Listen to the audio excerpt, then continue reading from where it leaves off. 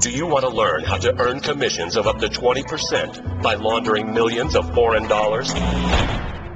Well, we can't help you with that. But among the many IT problems we solve, Barracuda's email security solutions keep email phishing attacks like this from entering your business network and any valuable data from leaking out. Reclaim your network like 150,000 other businesses have. To learn more about stopping email-borne threats, visit barracuda.com/email.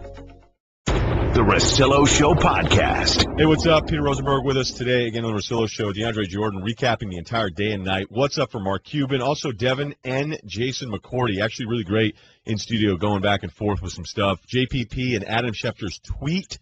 Where do you sit with that? Fun with rap stories. Megan Rapinoe, Ali Krieger in studio from the U.S. women's team. And question time at the end. Now, it's the Russillo Show on ESPN Radio. And ESPNRadio.com. The Russillo Show on ESPN Radio, ESPN app. Peter Rosenberg in studio again from Hot 97. And if you look back at the way the show started yesterday, we meet yesterday. We've known each other 24 hours. Yep. We get this story where you go, DeAndre Jordan is going to maybe meet with the Clippers again. I was dismissive of it. I thought, all right, maybe it's out there. It's one last-ditch effort. Maybe it makes the Clippers look better to their fans and all this stuff for the rest of the teammates. And then you have what goes on last night where people are wondering if he's actually being held captive. DeAndre Jordan ends up staying with the Clippers and spurning the Mavs, and now we have full day of reaction. Yeah. It turned into a very interesting evening last night, so much so that even you, Ryen Russillo, was called to ESPN, needed on SportsCenter, your expertise. You said this is the first time in 10 years that you've been called on it.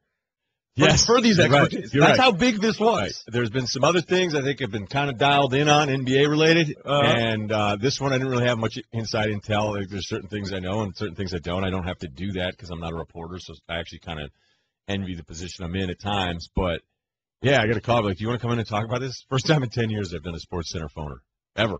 Yeah, I mean, and let's just say, I want to get into more about this later, but I do think a piece of this story is when you get something this appealing and interesting in the most lonely, desperate time of the sports year, 3 weeks out from preseason football, it's perfect timing for this. No doubt. Ramona Shelburne takes us through everything that happened. Remember, last Friday, the Mavs have DeAndre Jordan, verbal agreement.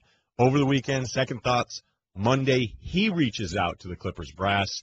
And last night it was official at 12:01 a.m. Eastern time. I've heard the meeting that they actually had didn't last long. Right. They just hashed things out, and then the rest of the night they sat around, they played cards and video games. His mother ordered some food. I mean, everyone I've talked to who was in that meeting said DeAndre Jordan essentially decided over the weekend that he was having a change of heart. When he called Blake Griffin on Monday, it seemed like he was already thinking, I'm coming back to the Clippers. They all just needed to get there, get in a room, and seal this deal. They sat with him until he signed that contract, though. They didn't let him out of sight. Well, where do we start? I don't know. I'm trying to just picture this scene. What was happening in this house, and how much distrust on all sides were there by the end of the night for DeAndre Jordan? Because people didn't want to leave his side, it seems like. I don't think they trusted him to be left alone. Like, hey, are we good? Yeah. All right. Good night. We'll see you later. And they were afraid that somehow Dallas would get back into it. I mean, that in itself, Peter, is alarming. Like, that scares you. I think if you're anybody that's involved, I said yesterday, the winner of this thing is the team that doesn't get him. It doesn't feel that way right now. If you're a Mavs fan, you're bummed out. I understand the cap stuff.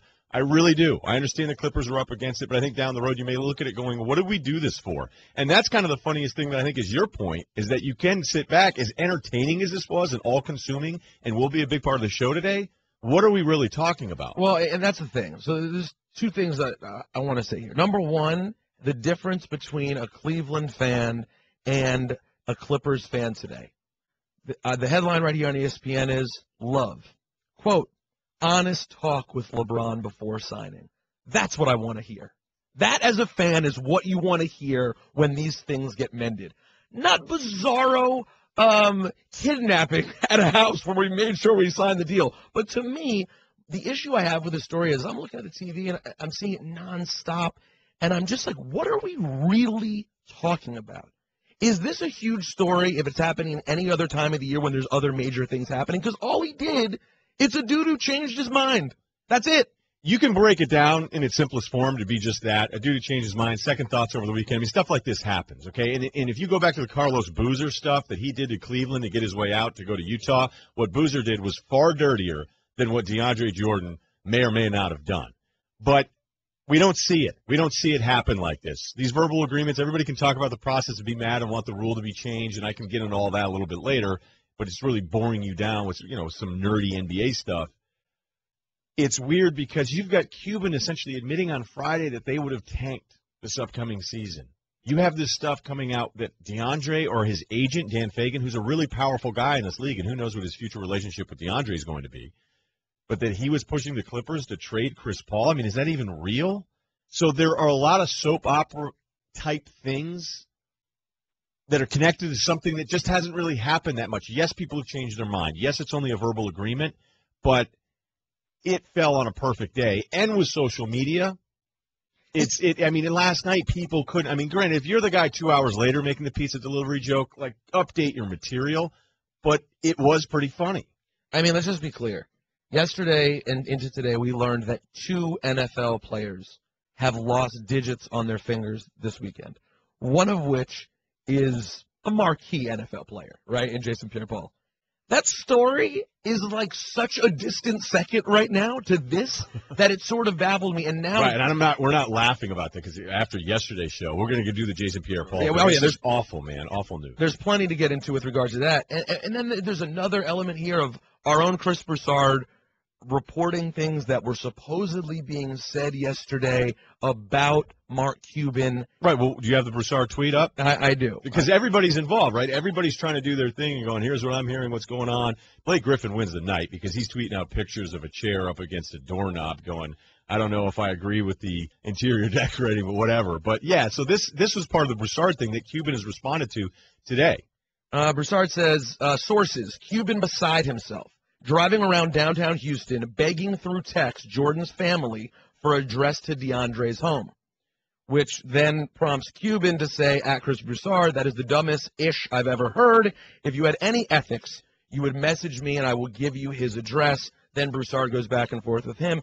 And to me, this speaks to a little bit of what my issue is about this story, which is it is a thing that happened. He did change his mind. It is uncommon. However, it is a media-driven story. This story is extra sexy because, let's be honest, everyone here in Bristol and everywhere else wants something good to talk about, and now we have tons of different moving pieces to talk about. But everybody in the NBA world was consumed by this. Like, they were. So I get your point, this vacuum right now, but this is interesting. There are parts of this that are really interesting. And the funny thing is, he's not even a great player. I was about to say, he's a 10-point, 14-rebound player. That's what makes it so crazy. Don't get me wrong. That's a great NBA career, but we're not talking about a premier player. No, this doesn't change now who you are if you're the Clippers or Mavericks. I mean, look, I don't want to say it that way because now I become the guy that thinks he's terrible. I don't think he's terrible. I actually was very high on him coming out of the draft, just going, look at this guy, and then he ends up going to the second round, and it's all worked out. But he is not special. The biggest thing in all this, it's Russillo Show with Peter Rosenberg today, ESPN Radio, presented by Progressive Insurance. Surprise someone special with a gift just because from 1-800-Flowers.com. Go to 1-800-Flowers.com/ESPN for exclusive offers starting at $29.99. The worst part about all this is that DeAndre has to get on the phone and let Dallas know, hey, it's over. I screwed up last week. I shouldn't have done that. I feel bad. I know you're not going to like me. I just had a change of heart, and sometimes that happens. But I'm telling you this now so you're not spending all of Wednesday night trying to figure out if you're going to get another meeting with me. And you can't sit there and just ignore everybody like it's some annoying girl from a weird Thursday, okay? Like you can't do this if you're a professional. And I'm not saying you can't change your mind. It's okay to change his mind. I don't have an issue with that. I don't have an issue with a lot of this stuff. The biggest thing I have an issue with is at least reach out to the Mavericks and let them know you screwed up and that it's over. Be respectful to them because it sounds like, as Cuban said, quote, to this minute, I have not heard anything from him since Tuesday night. Well, I hate to play Ryen Russillo on the Russillo Show, but I'm going to be you for a second, who I consider to be a very measured, not hot take kind of guy. We don't know their relationship truly. As sports fans, we all jump in and we go, this is so disrespectful. Our guy SVP he tweeted something similar to that. You have to answer the phone. I totally understand that. At the same time, who knows what's transpired there early on that he wasn't comfortable with? Now, I agree, of course. on the surface, just man up and call him. Of course. Right. At the same time, I'm not going to lie. I do appreciate more than anyone wanting to avoid the awkward conversation. If I could have texted it, if there's anything in life I can text, I'm texting it. All right, I get it. But ultimately, millions of dollars on the line, you have to imagine Cuban was probably owed that. I would agree with that part. I don't know. Was that a good impersonation of me? I'm trying. I think you're a measured guy. I think you're less reactionary than most on. I know. I try. The thing is, people are like, "Oh, you try to do that." You're like, I don't know. I try to look at all these things from different angles. So we have more angles on this. I want to read the Cuban statement from last Friday when he thought he had DeAndre Jordan. It was really enlightening. It was really smart, and now it's maybe a possibility. So we're going to do that next. Peter Rosenberg here on the Russillo Show on ESPN Radio. The Russillo Show. By the way, I don't know that it's a cleanup, but yesterday we had OCU Manura in studio, and we were talking about the Jason Pierre-Paul finger situation, and at that point we still didn't know what had happened and that he's going to have the right index finger amputated. We know that now because of Adam Schefter's tweet and report last night that it made everybody else mad. But that was really interesting when OC came on with us, going, man, maybe he knows something. He's saying the hand will be fine, but he could be angling to be having the tag removed, and that way he can become a free agent, make more guaranteed money up front. And we even said at the time, Peter, we're going, okay, irresponsible speculation alert. Here we go. What if? But still, at the time, it was like, whoa, this is a whole different take. Right. So we're going to do some more on this a little bit later. We're going to ask McCourty about it. But I think the first thing I thought of, and I'm sure you and a ton of listeners, you go, oh, man. So in a way, you're like, I feel bad even thinking about it that way. But at the time, you're going, what is going on we didn't know? So you can't do the show where you go, well, maybe it's really, really, really bad, so we shouldn't even talk about it as a topic. Like, it just doesn't work that way. No. So anyway. Okay, so what do you do now if you're Mark Cuban? Find Chris Broussard. Set up some sort of cage match. You know, I'm like a falls count anywhere, no DQ kind of guy. No, I don't know. It's an embarrassing situation for a variety of reasons. But, you know, for a guy who has a lot of control, he seemed like someone who, in this case, had little to no control of the situation. So it's an embarrassing place to start from. I have to say, I rarely feel this way. I feel for Mark Cuban right now. Really? A little bit. It's a pretty, assuming that he was a good guy in the situation and he didn't do anything wrong that we don't know about, you know, it's a pie on the face sort of situation. You see, the crazy thing about what Cuban had said Friday is that basically they would have tanked for a top pick if it didn't work out. And that's not something you share until you think your offseason is done, right? Okay, we have DeAndre, we had West, we get Dirk for another year, we'll figure out the guard situation, we have Chandler Parsons. But now Parsons can opt out after this upcoming season. They traded their draft pick in the Rondo deal that's top 7 protected. So in a way, it's like, well, go ahead and tank so you can probably try to keep that pick. And the brilliant thing I thought Cuban said is if you look at the last few seasons, it's pretty clear that there are 5 or 6 teams starting the year hoping to be the worst team in the league so they'd have the best chance at the lottery odds. And he said if you look at all those teams, they've all improved. So there are still some good teams, and now the bottom has definitely come up. So now if you're looking at how many teams you're competing with to tank, it might have been, as he phrased, a Spurs-type tank where you just shut it down for a year, see what happens with the pick, and then retool it immediately. Get your Tim Duncan and keep it moving. Yeah, right, as if it was that easy. Right. Well, you're going to do that now? Because Wes Matthews, he signed, and he said today Wes is a real Mav and all that kind of stuff. So Cuban at one point will say something emotional. He said he'll address this, but he said right now is not the time. Well, and when you're thinking about people to feel bad for, isn't the way easier person to sort of sympathize with here Dirk, who's getting way near the end and maybe was thinking this is a key piece to us being able to compete. I don't think they could have competed anyway, but thinking they could compete and tanking is much more serious if you're Dirk. And I don't know if there's any possibility of this, but don't you start thinking of how can I get out of this situation if that is the case? Dirk's never going to do that. He doesn't want to leave Dallas even if they tank. He's just not that guy. He is probably one of the best franchise players you could ever have. And I think we've kind of turned this thing into where every player that's had a great resume, at the end we just think they're entitled to have a perfect scenario on the way out, and most of them have terrible scenarios on the way out. So if it's a really bad year for Dirk, and yeah, I'm with you. He doesn't have many seasons to waste, but what are you going to do? Just all of a sudden leave the organization? Well, it depends. You know, as you may be able to tell, I'm a Celtics fan, and I felt no way about Paul Pierce knowing this is a complete rebuild. Now, you're not a Celtics fan, are you really? I am a Celtics fan, yeah. Oh, I thought you were kidding me today. He's got a Celtics Reggie Lewis jersey on in studio for those not watching on ESPN News. Yeah, no. The Celtics are actually my squad. When Paul left the team, now it's hilarious to think about in retrospect because, first of all, Paul is still playing like high-level basketball. Had I known Paul was going to stick around for another 5 years and contribute on playoff teams, maybe I would have felt differently. But at the time, you're thinking he's contributed enough. They got their ring. Same with Dirk. You got your ring. Yep. If you want to finish somewhere else and have another chance to compete, I don't think you'd be offended.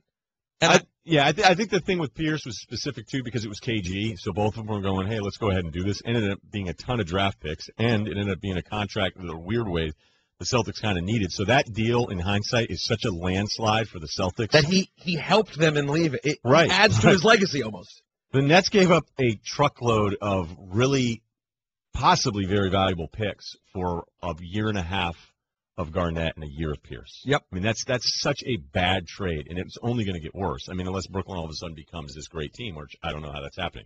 With Peter Rosenberg today, the Russillo Show on ESPN Radio, ESPN app, also Sirius XM Channel 83, presented by Progressive Insurance. We have breaking news. We got Chris Broussard from ESPN on this. Agent Rich Paul, that is LeBron James' agent, has notified the Cavaliers that LeBron will sign a 2-year deal with the Cavs. $47 million to return to the team. That's a $23 million year this year, and then an option, so a player option. So this is exactly in line with everything that I had thought and tweeted out over a month ago. It was going to be a 1-and-1, just like the deal he just opted out of. He's going to opt out of this one next year, Peter, be a free agent, and load up when the cap explodes again. So the other part of this, too, is that Tristan Thompson had to be taken care of, and there was a gap, so I'm assuming that part will be announced fairly soon, too. And Broussard left it at that, though. It was just simply the information about this. There's no other. He didn't talk to any of LeBron's friends or family. No addresses were given out. Just want to make sure. I just want to keep everything clean today. You're just the Twitter world is.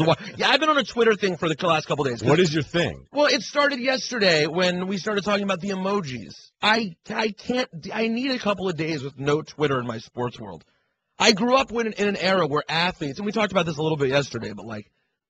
I grew up in the era of celebrities who really meant a lot, right? Like Tyson, the Michaels, Tyson, Jordan, Douglas, Jackson, exactly, Douglas, and Michael Douglas, the great Michael Douglas. Romancing the Stone? No, actually, Mike Douglas, the report, the talk show host. No, Tyson, Jackson, and Jordan, for example, these guys with this just incredible mystique. We knew nothing about them. Now it's like my favorite basketball players are like posting nerdy emojis that like weird 8th graders post instead of talking. And then I'm getting all my information from reporters tweeting. I need a Twitter break. I really do.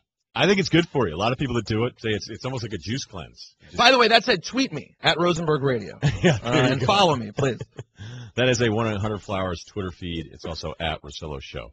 So the LeBron news, that is something that was going to go down as soon as the deal was done with the rest of the people in place. So I think the Tristan part of this, like I said, will be announced. Not a huge surprise. And by the way, LeBron opting out of the 1-year deal that he just had, that he just gave himself like a $1.3 million raise just by doing that and re-signing this new 1-and-1, especially with the new cap space, which went up even higher. So he just made himself money. So when people are like, well, why did he even opt out? Why did he do all these things? It was basically free extra money that was there. Well, I'll take it then. You might as well take an extra million for no reason. The Russillo Show. Geico presents Strange Savings Stories. Astronomers detected an interstellar transmission. It stated, Geico, 15 minutes could save you 15% or more. The implications were staggering. Was the cosmos telling us we could all save hundreds on car insurance with Geico? Or did their radar merely pick up a signal from the nearby Rufus and Clyde's morning show? We may never know. Geico. 15 minutes could save you 15% or more on car insurance. Fired up also to be joined now in studio by Devin McCourty of the Patriots and twin brother Jason McCourty of the Titans. So, guys, I want to get to a bunch of different topics here, but I do want to start with the Jason Pierre-Paul thing because at first you're going, okay, what's really going on? And we were wondering, is there a financial motivation behind all of this? But then fans, and I know we in the media will do this thing, Devin, I'll start with you where you go, well, how can you guys do this? There's so much money on the line. I mean, guys still screw up. I mean, there's always an element that can make mistakes. When you heard about the story, then ultimately the fingers amputated, where were you at with this whole thing? I figured he had to be a guy that does the fireworks thing. all the time, every 4th of July. You know, maybe contract year, maybe you decide this year not to do it, but he went with it, and it's just unfortunate. You end up in a situation now where obviously it can still work out for him.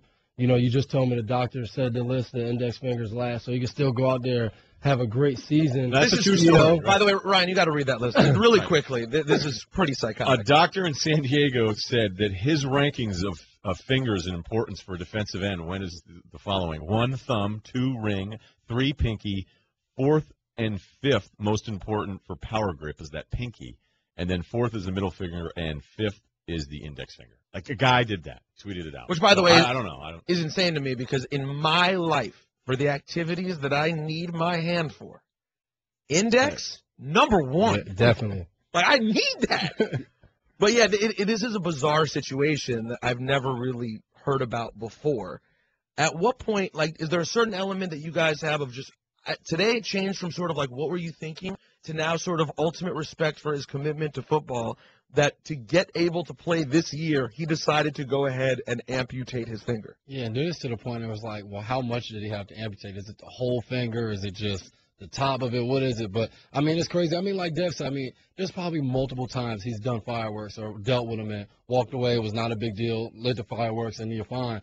But it's like at the same time, it's like, do you really mess with something dangerous that could potentially – he's not the first guy in America that's lost fingers to fireworks. Another one was yesterday in the league. It's crazy. Who would have thought? It'll be in every contract now, though. Yeah, you're right about that. No fireworks. Devin, we talked yesterday about the Twitter beef with that Meckenberger. Now, I don't know. Look, I don't know how the quarterback thing's going to work out with here, Mariota. I can probably guess. But he went at it with J.J. Watt, and we were just trying to figure out, like, who's Mettenberger? Is he a guy? Because Watt almost felt like he was in charge and had to kind of set him straight. This is one of your teammates. Like, what don't we know about this guy?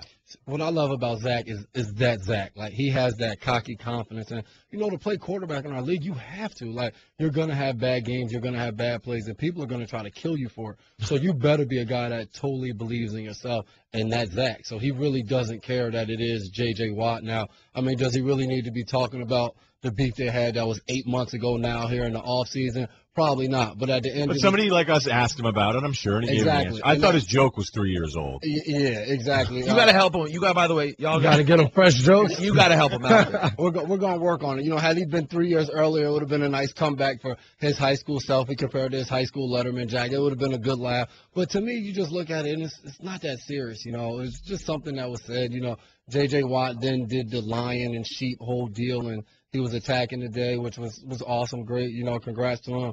But you know, it wasn't that serious. Are you suggesting that J.J. Watt, who was kind of showing off about working out in the offseason, are you guys saying NFL players that you guys have also been working out during the offseason? Is that something that happens? From time to time, we might lift a weight or two. All right, I was so impressed by J.J. for doing that. What is the difference between being on the grind though and attacking the day? Is it That's tough. Is one cardio? I don't know. Those hashtags are real if you go through our NFL players' Twitters right now. You know, and then if you go on Instagram, you also can get a video of the top off-season workout. So I'm going to start doing some box jumping videos for you guys. By the way, the Twitter handle is at McCourty Twins. They join us in studio Russillo Show with Peter Rosenberg. This is something I have to ask them about. Okay, so I've been very upset with athletes and social media in general. I thought what happened yesterday with the Clippers and emojis was one of the nerdiest things I've ever seen from pro athletes. I didn't understand half of Kobe's again. Just want to get that out there. Yeah, you know, Kobe and Twitter. All Kobe tweets successfully about on Twitter is Wimbledon. All right, that's all Kobe likes to talk about his tennis. But then you guys come in. I thought the nerdiest thing I'd heard about from pro athletes was these emojis. But then you guys come in, and I learned that the McCourty twins share a Twitter account. The only other people I know who do that are the beautiful Bella twins from the WWE. Now, it's sexy with them because they're girl twins. Why do you guys share a Twitter account? Well, obviously, our Twitter account not going to be sexy to you because you're a guy. But, you know, out there, there's some women that's looking like, I could go in there and see 2 chocolate men in there, and that's sexy. Find our Twitter sexy. So, that's a good point. That's a good point. Well, that leads to a perfect follow-up question. Because if one of you slides in with that DM to the local reporter, like, wow, well said. Right, so how you guys have a great out. You'd be like, no, that wasn't me. I'm not creepy It's that dwindling way. down. See, now we got to tiptoe. We got to tiptoe. I'm the married guy. I got married last year. He just got engaged this year. So if there's any DMs in there, we're both in trouble. So we better stay. Right. If they're listening, we didn't slide through any. There's no DMs for us. What was that? That way, it's genius. I mean, that's like Richard Pryor moving when they're running the races and one kid's in school. Is that a thought out decision though? Because let's be honest, guys, it must be complicated as twins, who I'm sure the ladies have always really liked, to have one of you guys be completely single and one fully in a relationship. This kind of works out perfect that now you're both going to be in a relationship. Otherwise, your boy here could screw you over. Well, it was mostly him in a relationship. It was good, though. You know, you had the female one you could talk to, great friend, and then, you know, all right, bro, see you later, man. Have fun. And take off, and especially in college, go out with the fellas while he was at home watching movies. Wow, that is actually brilliant. How many things? Well, could one of you guys open with a girl? You meet at the bar, right? And, Jason, you're talking to a girl. It's going really great. You got to go. Devin, if you show up, and I'm not saying you lie like a creep at the end of Revenge of the Nerds and pretend to be someone else, but just continue the conversation.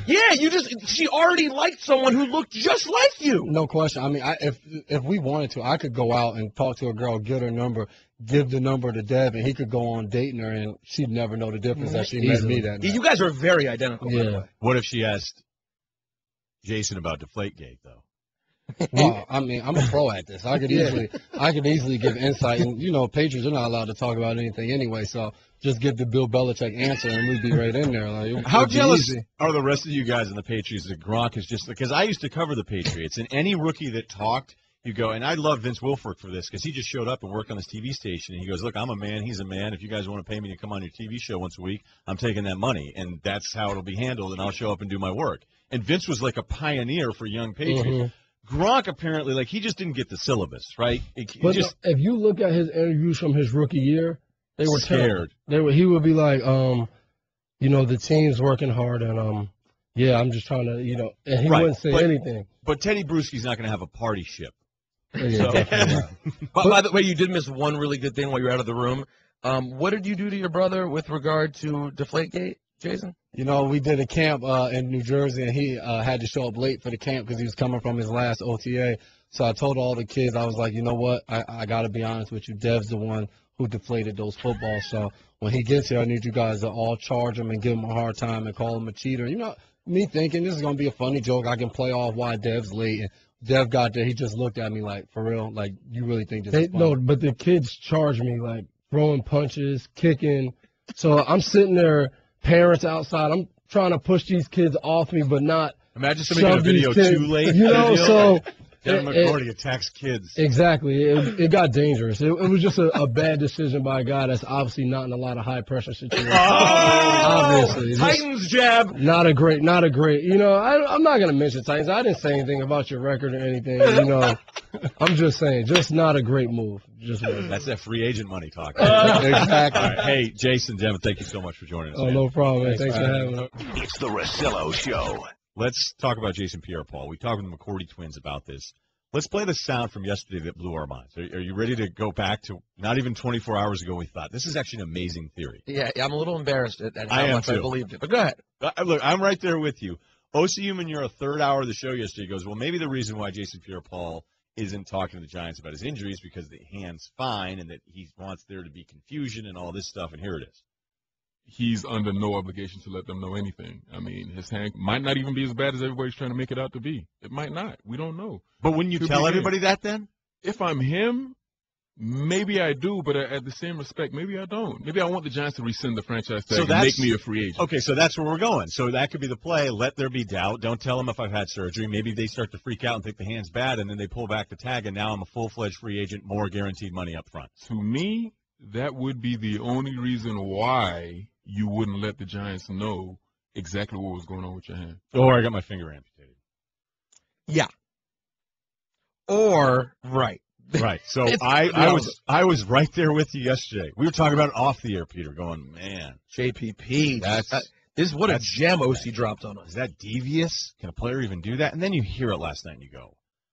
I mean, initially, anyone with a heart goes, this is awful. I don't know what's going to happen. And people say, oh, he'll come right back. It's fine. I don't know. I'm not going to write him off, but I'm not just going to assume that everything's fine, missing your index finger. playing defensive end, and now we're left with this today, which is completely different from how we were even talking about it yesterday. Also, people are taking for granted losing a digit. Period. Like if that happened feel like to people you, are overlooking this. Yeah. Well, he's going to play next year. Okay, that's great. In how old is JPP? In 7 years, when he's no longer playing, he still doesn't have an index finger. That is not good. This is not a finger I want to lose. Has anyone said it's good? I read one quote earlier that said, from who? It's ideal. I don't know. I lost the Twitter account. Oh, all right. So it was a real person, though. 100%. Was it a person on Twitter, or was it somebody in the business? I can't remember. I can't remember. Someone said this is really good. But it is still, it is being overlooked, though, in terms of, like, for me, I just feel like I don't care what, I know you have a doctor. You found some quack who ranked the top 5 fingers. They ranked the fingers in order of importance for a defensive lineman. Yeah, this is at Pro Football Doc, and he's actually the Chargers team doctor. No, I think he was their surgeon. He was. Okay, was their Chargers surgeon, who you just call the quack. Sorry. Here's my ranking of finger importance in a defensive end. You can't tell me that line's not quack-like. That's odd. It's a quack-like line. Done a lot of stuff on the show. Didn't think we'd do that. Number 1 is thumb. Makes sense. I don't even know how you count the thumb. I would rank 4. 2 is ring. 3 is pinky, which he says in parentheses, 4th and 5th most important for power grip. That is pinky. And 4 is middle. 5 is index. So I don't know, man. I gotta say, I'm looking at my hand right now, and I know my wife wouldn't want to hear this, but I feel like ring finger is basically a waste. If you guys had to rank your fingers to do your jobs, where would you go? Well, what are my jobs? Because I got a radio host. I got to point at you, outsider, all the time. Index, too important. I think for me, in terms of the activities that I participate in, DJing, index finger gone, I'm finished. I'm not a good enough DJ to learn how to go, oh, actually, you know what? I take that back. I DJ with my middle finger. And you crossfade with your index finger. Is this getting nerdy now? But then, like... No, this is great. Keep going. But, like, eating, there's a lot of food situations, right? Like chicken wings, I am an index thumb chicken wing eater, okay? You're talking about activities that are important. Yeah, I mean, you're not making light of it. It sounds like you could be, but you're thinking about this beyond just football. So people are glossing over, going, oh, it would be fine, but you're actually being more human than other people are. It's a finger. And I am listen, I know everyone wants to criticize JPP. He made a bad decision. There's no question he's a young man who did something stupid. However, that being said, I am impressed with if you're a Giants fan, you think you've sacrificed, you have season tickets. This dude just gave up his finger to get back faster. We didn't hear that he had to lose the finger. We heard that it was ideal for playing this season. The construction was too much to keep the finger. Nerves and overall, or just in the near future? I actually think everything I've read is that this was the best way for him to make sure he can use this hand. Period. And have a career, because the other one, far too many complications, even if it had worked out. So, look, man, I felt bad. I mean, that's one of those things where you legitimately, I'm sure everybody did. You read that and you go, I feel bad about this. The Russillo Show. Let me soak in my mentals here for a second. So let's change things up here. Let's get everybody excited. We talked a little bit about Jay-Z and Nas yesterday because of various topics, man. I mean, clearly, you can't really lose with either guy. I thought their back and forth was terrific. We all know Ether. We actually had Nas in studio here. Did you just geek out? I'll tell you, of the 6 years doing the show with Van Pelt and all the great people we've got to meet and doing stuff in studio, Nas was the one where it felt different because we were kind of in awe. And then it was funny because his handler comes up and he goes, hey, he's all for sitting down with you guys, but, like, what are you guys going to ask him? Like, what? Like, he likes sports, but, he doesn't want to go on there and sound like a fool. We go, we're not going to ask about the Mets bullpen. No, we want to talk about hip-hop and stuff. And they're like, oh, great. Oh, yeah, no problem. So then Van Pelt's like, I want to ask about Ether. And he goes, no. Don't ask him about that one. By the way, but that's actually an interesting situation where you guys could get away. If you hadn't said that to them and you just casually brought it up, it would have been way easier for you to bring it up than me. Because they know I know better. But for you guys, like, oh, we're doing a sports show. We just happen to like Ether. Hey, what about that? Yeah, you really let Jay have it, huh? So you guys are good now, right? You know what? That's a great point. But it wasn't really even a mistake. It was almost us trying to be like, no, we're cool. Trust us. We're cool. ether, you We know? just want to and talk about that one Right. where he was really mean to Jay-Z, but now they're friends again. So you know him, too, because of your time. You've been at Hot 97, what, 10 years? 8. 8? Which is shocking that I've lasted this long, but I have. You get fired? Are you one of those radio guys that gets fired? Oh, a lot? yeah. I got fired. I could have been a good story option, but I know you want a rapper. I got fired from 2 stations in one day. Wait a minute. Like, how would a podcast and then going in? How does that even happen? Well, what happens is I'm doing a job in Washington, D.C., and I was on 2 stations that were owned by the same company. And I was interviewed for this article about some group, and I was talking about, like, how radio in D.C. didn't really support local artists very much. And I'm like, D.C. radio sucks for supporting local artists. And when the article came out, it just said, D.C. radio sucks, says Peter Rosenberg. of Washington, D.C.'s WPGC. So I got fired from one station and then suspended and then ultimately, like 2 weeks later, terminated from the other one. Although the same guy who fired me, my buddy Jay Stevens, shout out to him, he's a great radio dude, actually is the dude who then put me on talk radio a year later. Like, he didn't think I was a bad guy. He just knew I was a kid and a big mouth. And he eventually gave me another chance. How old were you when you said that? I was early to mid-20s. That's not fair, really, but that's why I'll have younger guys come up to me and go like, well, how do I get on at ESPN? How do I get it going? I go, well, first off, if you're in your 20s, you're just not going to get the national gig.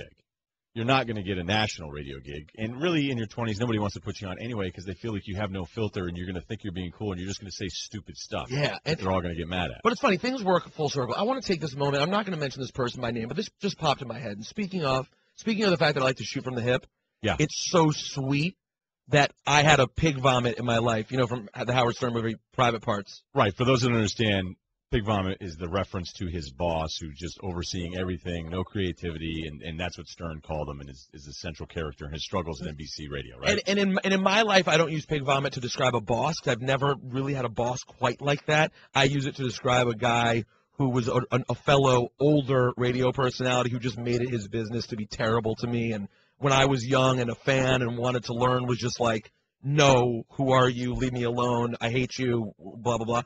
And he loves sports. And he's on, like, middays in Sacramento.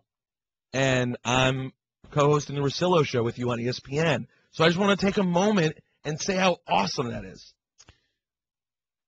Are you starting a beef right now? No, I'm finishing it. This beef has been finished. This beef has been finished. I don't say anything bad about Sacramento because all I do is give you facts about the Kings that you get mad about. By the way, Sacramento's a great town. I went there last summer. Sacramento's a lovely place. I just know he aspired for national stuff. He lasted in New York 6 months, ended up in Sacramento. I've been in New York for 8 years, and here I am in Bristol. So basically you're exercising a personal vendetta against a guy while you're doing this show. Yeah. Okay, this is what, in the hip-hop world, Ryan, we call this stunning. I think you know that one. I don't think I do. I think you have time for the Nas one? Yeah, it's super quick. It's super quick. So when Nas, I did an interview series called Noisemakers, which was basically a live interview series. And Nas came out at South by Southwest. I did the biggest one I've ever done. 1,000 people in person outside this cool venue. And I'm interviewing Nas. And like everybody else, I am a Nas stan. I'm nervous. I don't know him that well. I've met him. I don't know him, Nas, like that. He shows up. He's in great spirits. Really great spirits. I could tell he was in, like, particularly good spirits. And we get on stage and we start the interview and, all kinds of things are happening. It's a very loose environment. And at one point we're just sitting there and, man, he's having such a good time. Like, and I'm like, I'm doing my thing. He's like, I love interviews like this, man. This is what I'm about. And then he just stops and he's like, Paul. And I was like, my name's Peter. And we're in front of 1,000 people, and you just called me Paul. And I was like, you know what? You're Nas. You call me whatever you want. You think you're Paul Giamatti or something? No, people always confuse me with Paul Rosenberg, who's Eminem's great manager, who's much taller and richer than me. So they just say Paul. And how do you not correct him? I had to correct him. There were 1,000 people there who noticed it. But I love Nas, and I think he knows my name for the most part now. Good. I'm glad it's all worked out. That is our man, not Paul, Peter Rosenberg. The Russillo Show. And now, for Geico's edition of Stuff Found in Your Car, we go inside your side door pocket. Hello, yes, the crumpled receipt with gum in it. From your anniversary dinner, you sprang for expensive wine, your server was Beth. That dinner was a couple $100. Money you could get back if you switched to Geico and saved hundreds of dollars on your car insurance. I bet you'd save that receipt. Frame it even. But really, where did I go wrong? Was it the mortgage fee? Geico. 15 minutes could save you 15% or more on car insurance. Visit geico.com today. Megan Rapinoe and Ali Krieger in studio with Rosenberg earlier today. Here's their conversation. Emotionally, when it starts to become clear, and I mean, let's be honest, guys, it started to become clear like 20 minutes into the game. 16 or something. Yeah, so that this is a realistic possibility. What does that start to feel like? I think just super emotional. I think right after the final whistle, I just kind of fell to my knees because I was just so mentally, physically drained. I could give nothing more, and the tank was definitely empty because we've given so much this past year into this, just building up to this tournament and training and everything. So I think for all of us, it's just a dream come true, and I think emotions just take over, and you are realizing that this is, you've fulfilled one of your dreams of being a World Cup champion in your sport. And I think that it just was an amazing feeling, rewarding experience. And yeah, we are so thrilled to be winners. And how do you stay mentally focused there in the second half? Because I already started posting on Instagram. I'm like, I did it. We won! I'm like, it's over. We won. So how do you mentally not let that get away from you? It's tough. I mean, we can sit up here and be like, oh, we're going to fight till the end and everything. But there was a moment at halftime where I was like, we won the World Cup. Yeah. I mean, they are not putting foreign on us. And our coach is like, okay, 0-0. Let's just go back out there, treat it like we have to. And you're just like, we're crushing. I think it happened so fast in the beginning that actually helped us kind of stay focused. We're like, this is just so surreal. We can't believe this is happening. Just keep it going. If it was like, sort of the end of the first half or maybe a little bit in the second half, and all of a sudden it's 60 minutes in and we've just scored 2 more goals. But it just happened so quick that I think people were just caught off guard by it, and then it helped us kind of keep going. The Russillo Show, Peter Rosenberg here, talking to World Cup champions, Megan Rapinoe and Ali Krieger. Okay, so I'm going to be very blunt. I got really into soccer in 1994, like a lot of Americans did, right? It helped that I was also... my first girlfriend was Brazilian. It was Romario and Bebeto. It was a great time. And Alexi Lawless, that U.S. men's team, was sort of the beginning, at least in my lifetime, of like this U.S. men's soccer is going to be a thing. Like they're gonna do something. And now we're going to start building. It's going to take time, but in 20 years they're really going to be something. It's 20 years later, and the men's team's. I'm sorry, guys. I know you guys are champions. What is it that you guys do that the men's team cannot seem to figure out about international play when it counts? I think there's a few things. I think that we're on sort of the opposite end of the spectrum in terms of the infrastructure and development. So the men is trying to catch up to the rest of Europe and to the rest of the world, sort of late to the party a little bit. So yes, we're doing much more, and we have the academies, but we're still trying to catch up to the best leagues in the world. And I think on the women's side, it's the opposite. This team has always been, very well funded and supported, and our infrastructure is good, and we put money into the program, and a lot of these other programs don't. So we're like the trailblazers of women's soccer, whereas men are last to the party, and men.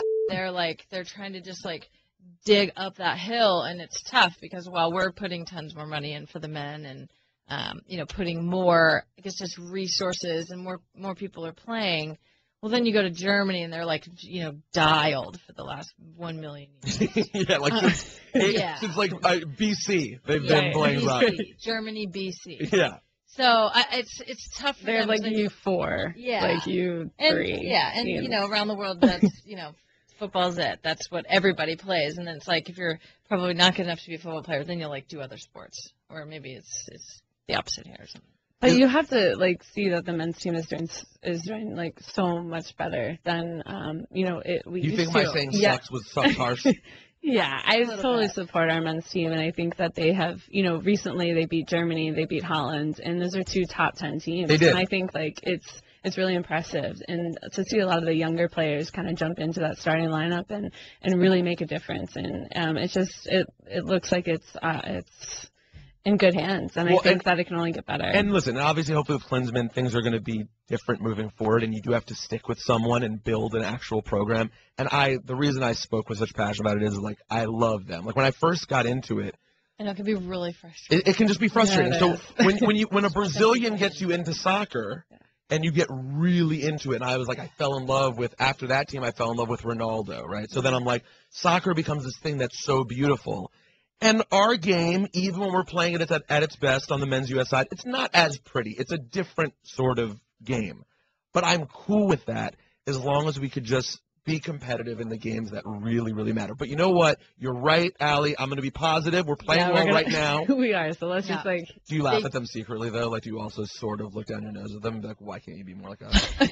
Why can't you just win the World Cup? No, I just don't. Not that hard. Just one. Yeah, obviously we can't compare, but yeah, we want them to win a World Cup. And what about your guys' personal futures? Megan, I mean, you guys are both 30?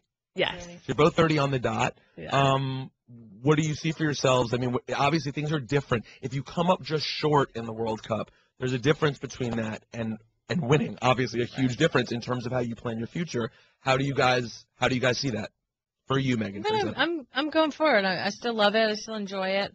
Next World Cup is in France. I love wine, so it's kind of in the cards, really. I mean, World Cup in France. Vancouver's a beautiful city. Yeah. It's amazing. France is a different animal. Yeah. Like, that's going to be super. So both of you are anticipating trying to do at least one more. Yeah, people have been throwing around that I'm retiring or maybe retiring after this, and that's completely false. I'm sorry, I started that rumor. Yeah, so Pino needs to. Yeah. So you're hearing it from me that I'm not. I'm completely in agreement with Pino, and I'm going to try and continue to play. I still love it. I live it, and to play at the highest level is what makes me happy. So I'm going to do it for as long as I can, and see how I feel. Pino, Kriegs, champions, Yeah. Thank you guys. I'm very, very proud and happy of you. Thank you so much. Thank you. Thanks for having us on. Okay, real quick. That was from earlier today. Pino, Kriegs. Do you know that those are their confirmed nicknames? No, I overheard them saying it, though. Really? So I just jumped in. Yeah, I just jumped in.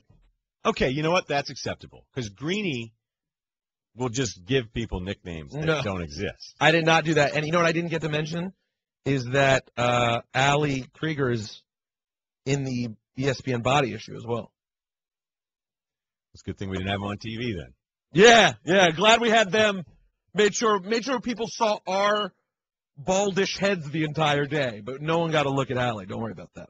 It's the Russillo Show. Oh, by the way, Just Steve, if you get your mic up, I'm up. Just want to say happy birthday to you, big guy. What are the plans? Whoa! Thank you. Happy birthday! I could totally tell it was your birthday today because you were so emotive and excited when I saw you earlier. Tomorrow is going to be a completely different day for me. Why, you going out tonight? No, just because it's not going to be my birthday tomorrow. He'll be back to normal tomorrow. Yeah, by the way, tomorrow's not your day. I know you're walking around here trying to look at me. By the way, he didn't mention it once. We just found out, and he was almost annoyed we found out. So that's all business Steve right there, folks, our producer. Previously on the Russillo Show. In studio, we had Devin and Jason McCourty, and this is a lie one told about the other to start a fight at a camp. We did a camp in New Jersey, and he had to show up late for the camp because he was coming from his last OTA. So I told all the kids, I was like, you know what? I got to be honest with you. Dev's the one who deflated those footballs. So when he gets here, I need you guys to all charge him and give him a hard time and call him a cheater. You know, me thinking this is going to be a funny joke. I can play off why Dev's late. And Dev got there. He just looked at me like, for real? Like, you really think this is fun? No, but the kids charge me, like, throwing punches, kicking. So I'm sitting there, parents outside. I'm trying to push these kids off me, but not Imagine submitting a video too late. You know, so Devin McCourty attacks kids. Exactly. It got dangerous. It was just a bad decision by a guy that's obviously not in a lot of high-pressure situations. Obviously. Titans jab. Not a great. You know, I'm not going to mention Titans. I didn't say anything about your record or anything. You know, I'm just saying, just not a great move. That was my pleasant surprise of the day. Like, I didn't know anything about the McCourtys except that they're obviously a very talented family. And I mean, it's such a rare circumstance where they're not only brothers, but twin brothers who are at a level like that. And to see them sincerely go at each other was incredibly amusing for me. I loved it. I was surprised, and then he's like, I wasn't going to say anything about the Titans. Then he absolutely said something about the Titans. All of our guests today on the Subway Fresh Take Hotline, and it's question time. You know, of all the stupid questions you guys have asked me, this is the best question you've ever asked me. Asking all them questions. Seriously. Asking all them questions. Why you asking all them questions? Making statements. Let me ask you a question brought to you by AutoZone. Heat can kill your car battery. Get yours tested for free in AutoZone if it's 4 years or older. If it needs replacing, get a dependable Duralast battery. Sold only at AutoZone. Go to AutoZone today. Question time. Do you have anything for me? How much time can we spend on DeAndre Jordan tomorrow? Because I really hope we finally get into it. I want to get into the meat of this subject finally. Okay, but if back in the day Mace said he was leaving Bad Boy and then... Now you know how to make me interested. Right. And then decided 3 days later, like Bad Boy's family, and I can't leave. Then you guys at Hot 97 would probably spend a day on it. Oh my God! If you'd been like, yo, I'm leaving Bad Boy, I'm going to Cash Money. Psych, I'm coming back to Bad Boy. You're right. Then Cash Money would have been like, what? We just made this really weird CD case for you for your new upcoming CD. Remember? Yeah. Like you always knew the Cash Money ones you had in the collection because they didn't match with anything. No, they were very budget. My question for you, I am going to defer to Outsider that wants to do something with Rosenberg tomorrow. Go ahead. Yeah, I want to put together a little hip-hop quiz. Like, how far back can we go with you? Are you, Grandmaster Flash? Are you going all the way back to the roots? I mean, listen, I'm not going to have a ton of Grandmaster Flash talk, but pre-86, I have the basics on everything. But if you get very technical and specific about pre-86 stuff, it could get complicated. All right, I'm going to put together something not too nerdy in general. But... Hold on, the question that you just had him ask was about a question for tomorrow. Yeah. Well, that was super meta, dude. I don't really have anything. I know Outsiders. I feel like Outsiders been kind of like you don't really know who you fit in right now because we've got the Hot 97 DJ and you are still kind of part-timing on the grind. What does that mean? He used to be a club DJ. Yeah, I was a club DJ back then. Yes, Outsiders. House music mainly, though. You have no idea what you're looking at right now. No, I did not think that Outsider, based on looks, I'm trying to picture him in the club. What does that mean? Whoa. No, that's a compliment. He doesn't look like a club DJ is going to have a very special kind of style to them. He's a club kid. Yeah. Now, see, when you DJ, do you use, tractor or everything like that, or you... Oh, really? Yeah, is that so where you want to go, Outsider it. Steve? Someone mute his microphone. Outsider Steve, is that... Wait a minute. Who's that guy? Doesn't know my name. I use Technics 1200s and vinyl, sir. I do use Serato. You know his name? Okay. What? Outsider's name? Did I use his name? Yeah, do you know his name? No, what is it? Oh, we called him Outsider Mike. And you just called him Outsider Steve. I combined Steve. Sorry, happy birthday, Steve. And Outsider Mike, I'm sorry. But no, I don't use tractor. That was a DJ insult, by the way, if you didn't know. No, I figured that one out. Okay. I use mini discs. So, By the way, don't take shots at mini disc. It's one of the most underrated forms of technology on the planet. Got me through the grill, 99. Not debating it. Okay, this could get real tense tomorrow. I'm excited about it. Thanks for listening to the Russillo Show podcast. Catch the Russillo Show weekdays from 1 to 4 Eastern. Haven't looked at anything all day. Shorty's just firing on me. Can't get you. On ESPN Radio and the ESPN app.